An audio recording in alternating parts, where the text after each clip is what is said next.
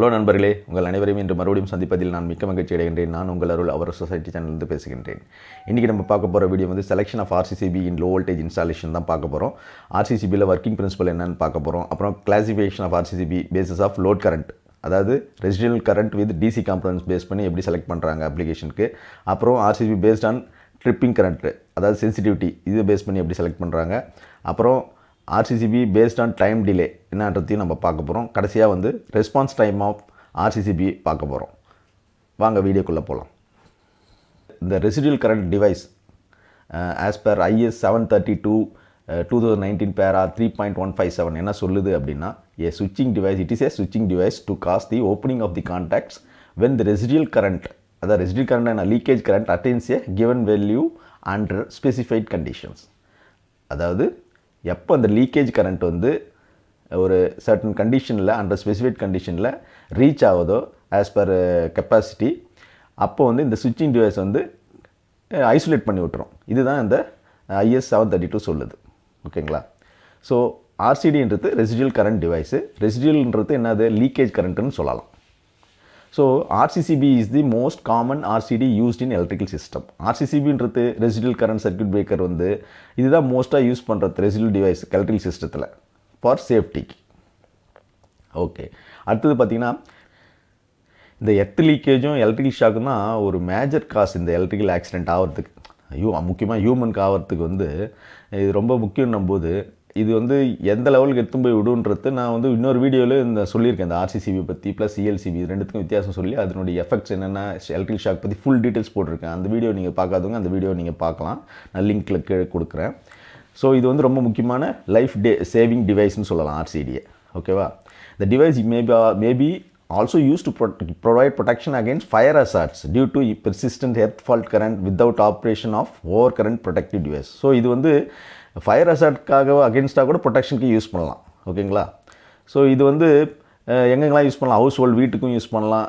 So similar ப்ரொடெக்ஷனுக்கு எங்கெங்கெல்லாம் தேவைப்படுதோ அங்கே எல்லாமே இந்த residual current circuit breaker use பண்ணலாம். ஸோ ஃபஸ்ட்டு நம்ம ஜஸ்ட் பேசிக்காக அந்த ஒர்க்கிங் பிரின்சிபல் RCCB தெரிஞ்சிக்கலாம். இது வந்து கிர்ச்சாஃப் கரண்ட்லாம் இருக்குல்லையா, அதனுடைய பிரின்சிபல் பேஸ் பண்ணி தான் இதுவும் ஒர்க் பண்ணுது. ஆக்சுவலாக the amount of current entering the circuit must be equal to the amount of current leaving the circuit. ஒரு சர்க்யூட்டில் ஒரு அமௌண்ட் கரண்ட் என்டர் ஆகுதுன்னா அதே ஈக்குவல் அமௌண்ட் வந்து வெளியில் போகும், அவுட் கோயிங். ஸோ இதுதான் வந்து கிர்ச்சாஃப் லா சொல்லுது. அது அப்படி தான், இந்த பிரின்சிபலை பேஸ் பண்ணி தான் இதில் வந்து இதை எப்படி நம்ம என்ஷூர் பண்ணுறது அப்படின்னு பார்த்தீங்கன்னா, அதில் வந்து ஒரு கோர் பேலன்ஸ் கரண்ட் ட்ரான்ஸ்ஃபார்மர் இருக்கும். லைன்லேருந்து போகிற கரண்ட் லோடு வழியாக ரிட்டர்ன் போகுது இல்லையா, அது ஈக்குவலாக இருக்கும். அதுதான் இந்த கோர் பேலன்ஸ் கரண்ட் ட்ரான்ஸ்ஃபார்மர் என்ன பண்ணும். ஸோ ஈக்குவலாக எப்போ வந்து லைன் கரண்ட் வந்து நியூட்ரல் ரிட்டர்ன் கரண்ட்டு அதே கரண்ட் வருதோ, அதே அமௌண்ட் ஆஃப் கரண்ட்டு அது என்ன ஆகும், அது எதுவுமே சென்ஸ் பண்ணாது. அப்போ அது எதுவுமே சென்சிங் பண்ணாமல் இருக்கும் அந்த சென்சிங் காயில். ஸோ எப்போ வந்து அது வந்து லீக் ஆகுதோ, பாடி ஆகுதோ, இப்போ லோடு வந்து எதாவது மெட்டலிக் பார்ட் ஏதாவது பாடி ஆகி சப்ளை, லைவ் சப்ளை வந்து அந்த பாடியில் படுதோ, அப்போ வந்து ஒரு லீக்கேஜ் கரண்ட் பாஸ் ஆகும். அது அப்போ என்ன ஆகும், அந்த இன்கமிங் கரண்ட்டும் அவுட் கோயிங் கரண்ட்டும் கண்டிப்பாக சேமாக இருக்காது. அதை தான் வந்து இந்த சென்சிங் காயில் சென்ஸ் பண்ணி இந்த ரிலேவை ஆப்ரேட் பண்ணி அந்த ட்ரிப் பண்ணி விட்ருவோம், கான்டாக்ட்ஸை ஓப்பன் பண்ணி விட்ருவோம் அந்த RCCBயை. ஓகேங்களா? இதுதான் பேசிக் ஒர்க்கிங் பிரின்சிபல். இதில் பார்த்தீங்கன்னா டைப்ஸ் ஆஃப் RCCB இருக்குது. இன் ஜென்ரலாக பார்த்தீங்கன்னா இந்த ரெசிடுவல் கரண்ட் ஆப்ரேட்டிங் டிவைஸ் வந்து எப்படி செலக்ட் பண்ணுறாங்கன்னா, based of different parameters base பண்ணி செலக்ட் பண்ணுவாங்க. நம்மளுக்கு அது வந்து நிறைய பேர் அது தெரியாது. இப்போ டைப் ஒன்று இருக்குது, அதில் வந்து பார்த்திங்கன்னா ஆப்ரேட்டிங் கரண்ட் கேரக்டரிஸ்டிக்ஸ்னு இருக்குது, டைம் டிலே கேரக்டரிஸ்டிக்ஸ்னு இருக்குது, அப்புறம் பிரேக்கிங் கெப்பாசிட்டி இருக்குது, நம்பர் ஆஃப் போல்ஸு, ஆப்ரேட்டிங் லோடு, இவ்வளோ பேராமீட்டர்ஸ் பேஸ் பண்ணி தான் ஒரு RCCB நீங்கள் செலக்ட் பண்ணணும். ஆனால் மக்கள் என்ன பர்செப்ஷனில் இருக்காங்கன்னா, RCCB வந்து ஜஸ்ட் ஒரு லீக்கேஜ் கரண்ட்டையும் ரேட்டட் கரண்ட்டும் பேஸ் பண்ணி செலக்ட் பண்ணலாம், அதுதான் அப்படின்னு நிறைய பேர் நினச்சின்னு இருக்காங்க. ஆக்சுவலாக it is not true, it is also not 100% கரெக்டுன்னு தான் நான் சொல்லுவேன். ஏன்னா இது வந்து depends on type of load, electrical equipment, இதை பேஸ் பண்ணி தான் நம்ம வந்து RCCB வந்து செலக்ட் பண்ணணும். ஸோ இப்போது அதிலே ஃபஸ்ட்டு பார்த்தீங்கன்னா இந்த classification of RCD on the basis of residual current with DC components என்ன சொல்லுது பார்த்தீங்கன்னா, இதில் 3 டைப் இருக்குங்க RCCBயில். Type AC, type A, type B. இப்போது சைனசாய்டல் AC பாருங்கள், அது இருந்தால் என்ன, அதுக்கு வந்து நீங்கள் 3த்துமே ஏதாவது ஒன்று யூஸ் பண்ணலாம். ஸோ எந்த டைப் RCCB வேணால் யூஸ் பண்ணலாம், AC கரண்ட்டாக இருந்தால். இதே பல்சேட்டிங் DCயாக இருந்துன்னு வச்சுங்க, டைப் AC யூஸ் பண்ண முடியாது, டைப் A யூஸ் பண்ணலாம், டைப் B யூஸ் பண்ணலாம். இதே வெறும் ஸ்மூத் DC அப்படின்னா நீங்கள் வந்து வெறும் டைப் B மட்டும் தான் யூஸ் பண்ண முடியும். ஸோ இந்த டயக்ராம், இந்த டேப்லர் காலம் பார்த்தீங்கன்னா உங்களுக்கு கிளியராக புரியும்.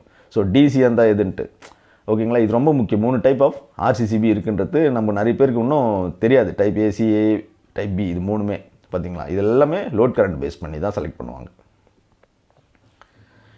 இப்போ ஏசி டைப் ஆர்சிசிபின்னு வச்சிங்களேன். இந்த டைப் ஆர்சி எதுக்கு யூஸ் ஆகுது பாருங்கள். Use for loads working on sinusoidal AC without any electronic components. அதாவது எலக்ட்ரானிக் காம்பனன்ட்ஸ் இல்லாத ஒரு ஏசி லோடுக்கு தான் வந்து இது யூஸ் பண்ணுவாங்க.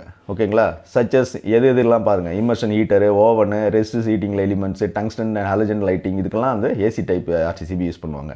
இதே வந்து பல்சேட்டிங் டிசி இருக்குன்னு வச்சுங்க. எலக்ட்ரானிக் காம்பனன்ட்ஸ் இருக்குது, அது பல்சேட்டிங் டிசியாக இருக்குதுன்னு வச்சுங்க. அதுக்கு வந்து எங்கெல்லாம் இருக்காது. Single phase inverter, IT, multimedia equipment, induction hobs, lighting control such as dimmer, சுவிட்சு, அப்புறம் home and building electronic systems, LED drivers, இதெல்லாம் இருக்கிற இடத்துலலாம் வந்து பல்சேட்டிங் டிசி இருக்குதுன்னு அர்த்தம்.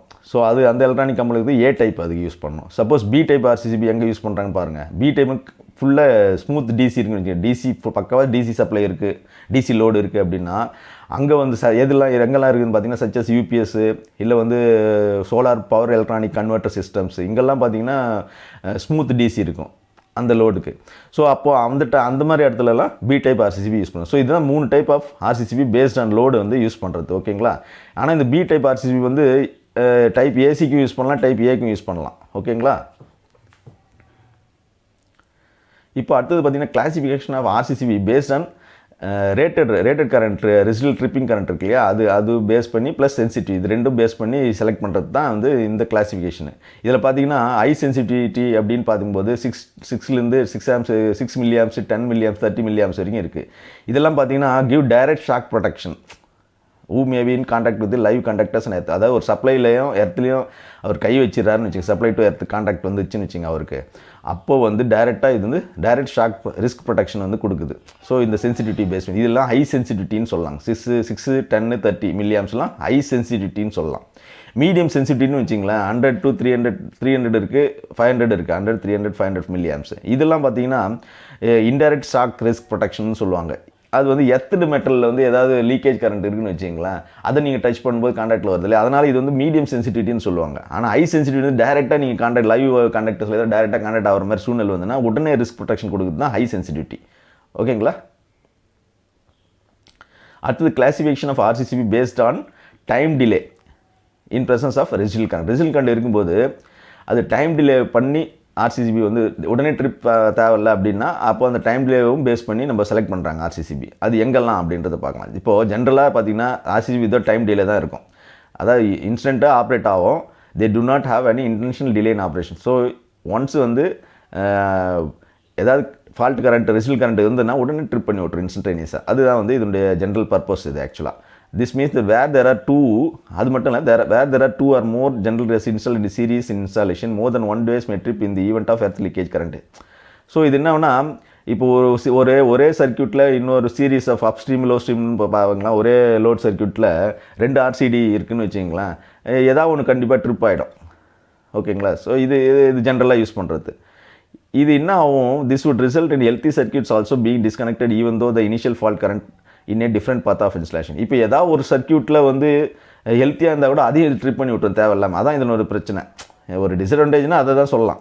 பர்டிகுலராக வந்து டைம் டிலே இல்லாமல் கொடுத்தோம்னா அந்த சீரீஸில் அந்த சர்க்கியூட்டில் எதெல்லாம் ஆர்சிடி இருக்கோ இன்னொன்றையும் ட்ரிப் பண்ணி விடுறதுக்கு வாய்ப்பு இருக்குது. ஃபால்ட்டான இது மட்டும் ட்ரிப் பண்ணாமல் இவன் பக்கத்தில் இருக்கிறதையும் ட்ரிப் பண்ணி வாய்ப்பு இருக்குது. ஜென்ரல் ஆர்சிபி இதை டைம் டிலே இல்லாததெல்லாம் இதான் பிரச்சனை. சரி, அப்போ இந்த டைம் டிலே வந்து பார்த்திங்கன்னா அதிலே தான் 2 டைப், ஜென்ரல் ஒன்று, இன்னொன்று வந்து டைப் எஸ். டைப் எஸ்ன்றது இது டைம் டிலேயோடு வருது. இது வந்து ரொம்ப யூஸ்ஃபுல்லாக இருக்கும். எங்கன்னா time delayed RCD provide sensitive selectivity in circuits where RCDs are connected in series. ஆர்சிடிலாம் எங்கெல்லாம் சீரிஸில் கனெக்ட் ஆகிருக்கோ அங்கே வந்து இந்த டைம் டிலே ஆர்சிடி யூஸ் பண்ணுவாங்க. எது முதல்ல ட்ரிப் ஆகணும், எது அதுக்கு அடுத்தது ட்ரிப் ஆகணுன்றது நம்ம செட்டிங் வச்சுக்கலாம், டைம் டிலே வச்சுக்கலாம். இது வந்து எசென்ஷியல். எங்கே பாருங்கள், it is essential to install devices which incorporate time delay upstream of the general device so that device nearest the fault will trip. So இப்போ நம்ம டைம் டிலே வச்சுன்னு வச்சுக்க, நியரஸ்ட் ஃபால்ட் எங்கே இருக்கும் அந்த ஆர்சிடி வந்து நம்ம ட்ரிப்பிங் சென்சிட்டிவிட்டி எது பக்கத்தில் இருக்க அந்த ஃபால்ட் பக்கத்தில் இருக்கும் அந்த ஆர்சிடி ட்ரிப் ஆகிடும் நம்ம டைம் டிலே இருந்ததுன்னா. ஸோ அப்ஸ்ட்ரீமில் இருக்கிறதுலாம் ட்ரிப் ஆகாது, அதுக்கு மேலே இருக்கிறதுலாம். ஸோ இதுதான் வந்து இது ஆக்சுவலாக RCD with inbuilt time delay should not be use to provide personal protect. ஆனால் இன்னும் ஒன்று, இந்த ஆர்சிடி எங்கே இப்போ ஷாக் ப்ரொடெக்ஷனுக்கோ பர்சனல் ப்ரொடெக்ஷனுக்கோ வந்து இந்த டைம் டிலேலாம் கண்டிப்பாக யூஸ் பண்ணக்கூடாது. அது நல்லா ஞாபகம் வச்சுங்க. இது மற்ற இடத்துல வேறு அப்ளிகேஷனுக்கு யூஸ் பண்ணிக்கலாம். கடைசி இந்த ரெஸ்பான்ஸ் டைம் ஆஃப் ஆர்சிசி பாருங்களேன், ஜஸ்ட் உங்களுக்கு ஒரு ரெஃபரன்ஸ் தான் இது. The response time of RCC is time between the appearance of the dangerous leakage current and the interruption of the circuit. So response time of ஆர்சிசிபின்னு சொல்லும்போது இந்த leakage current டேஞ்சரஸாக இருக்குதுன்னு வச்சுங்க, அதுக்கும் சர்க்யூட் இன்டரப்ஷன் ஆகிறதுக்கும் இந்த மீடியம் டைம் எவ்வளோ time தேவைப்படுது ட்ரிப் ஆகிறதுக்கு, அதாவது ரெஸ்பான்ஸ் டைம் ஆர்சிசிபி அப்படின்றது பார்த்தீங்கன்னா, இப்போ வந்து இந்த ஒரு லெஃப்ட் ஃபால்ட் கரண்ட் வந்து லீக்கேஜ் கரண்ட் வந்து இப்போ 100 மில்லியாம்ஸ் கெப்பாசிட்டி உள்ள ஆர்சிசிபி இருக்குன்னு வச்சிங்களேன், அது நீங்கள் 50 மில்லியாம்ஸ் தான் வருதுன்னா ட்ரிப் ஆகாது. ஜென்ரல் டைப்பாக இருக்கட்டும் இல்லை எஸ் டைப்பாக இருக்கட்டும், எதுலையுமே ட்ரிப் ஆகாது. இதே வந்து 100 மில்லியாம்ஸ்க்கு 100 வருது அப்படின்னா மேக்ஸிமம் ரெஸ்பான்ஸ் டைம் பார்த்தீங்கன்னா 300 மில்லி செகண்ட்ஸ் ஜென்ரல் டைப்பில், எஸ் டைப்பில் பார்த்தீங்கன்னா 130 milli seconds, maximum response time 500 milli second வரைக்கும் நீங்கள் செட் பண்ணலாம் அதில். இதே 300 மில்லியாம்ஸில் 300 வச்சிங்கன்னா அதுவும் வந்து 300 மில்லி செகண்ட் தான் எடுத்துக்குது ஜென்ரல் டைப்பில். ஸோ 100 வச்சாலும் 300 வச்சாலும் ஜென்ரல் டைப்பில் 300 மில்லி செகண்ட்ஸ் எடுத்து ட்ரிப் ஆகுது response time. Maximum response time நான் சொல்லின்னு இருக்கேன் ஆக்சுவலாக. அதே 2 டைம்ஸ் ஆஃப் 100 ஆம்ஸ், அதாவது 200 ஆம்ஸ் இருக்குன்னு வச்சிங்களேன், அது அப்படியே பாதியாக குறைஞ்சிடும் பாருங்க. 150 மில்லி செகண்ட்ஸ்லேயே ஜென்ரல் டைப்பில் ட்ரிப் ஆகிடும். எஸ் டைப்பில் 60 மில்லி செகண்ட்ஸில் ட்ரிப் ஆகுது. மேக்ஸிமம் ரெஸ்பான்ஸ் டைம் செட் பண்ணுறது வந்து 200 மில்லி செகண்ட்ஸ் வரைக்கும் வச்சுக்கலாம் நீங்கள். இதே வந்து 5 டைம்ஸ் இருக்குன்னு வச்சுக்கோங்க, 500 மில்லி ஆம்ஸ் இருக்குதுன்னு வச்சுங்க ஃபால்ட் கரண்ட் லீக்கேஜ் கரண்ட்டு, அப்போ வந்து பார்த்தீங்கன்னா 40 மில்லி செகண்ட்ஸ்லேயே உங்களுக்கு ட்ரிப் ஆகிடுது. ஸோ அதிகமாக fault current milli second, so milli amps உங்களுக்கு சீக்கிரமே ட்ரிப் ஆகிடுது. ஸோ இதுதான் ஒரு நல்ல அட்வான்டேஜ் தான் இது. 300 மில்லி ஆம்ஸில் பார்த்தீங்கன்னா 1500 வருதுன்னு வச்சிங்களேன் 5 டைம்ஸு, அப்போ வந்து பார்த்தீங்கன்னா maximum response time 40 milli second தான். அதுவும் எஸ் டைப்பில் பார்த்தீங்கன்னா உங்களுக்கு 50 மில்லி செகண்ட்ஸ்லேயே ட்ரிப் ஆகிடும். மேக்ஸிமம் செட் பண்ணுறது பார்த்தீங்கன்னா நீங்கள் 150 மில்லி செகண்ட் வரைக்கும் நீங்கள் செட் பண்ணலாம் அதில். ஸோ இந்த வீடியோ கண்டிப்பாக உங்களுக்கு யூஸ்ஃபுல்லாக இருக்கும்னு நினைக்கிறேன். ஏன்னா ஆர்சிசிபி வந்து பேஸ்ட் ஆன் ரேட்டட் கரண்ட்டும் இல்லை லீக்கேஜ் கரண்ட்டும் பேஸ் பண்ணி செலக்ட் பண்ணல அப்படின்றது உங்களுக்கு இந்த வீடியோ பார்த்த பிறகு புரிஞ்சிருக்கும். ஸோ இந்த வீடியோ உங்களுக்கு வந்து பிடிச்சிருந்தால் லைக் பண்ணுங்கள், ஃப்ரெண்ட்ஸோட ஷேர் பண்ணுங்கள், கண்டிப்பாக சப்ஸ்கிரைப் பண்ண மறந்துடாதீங்க. நன்றி, வணக்கம்.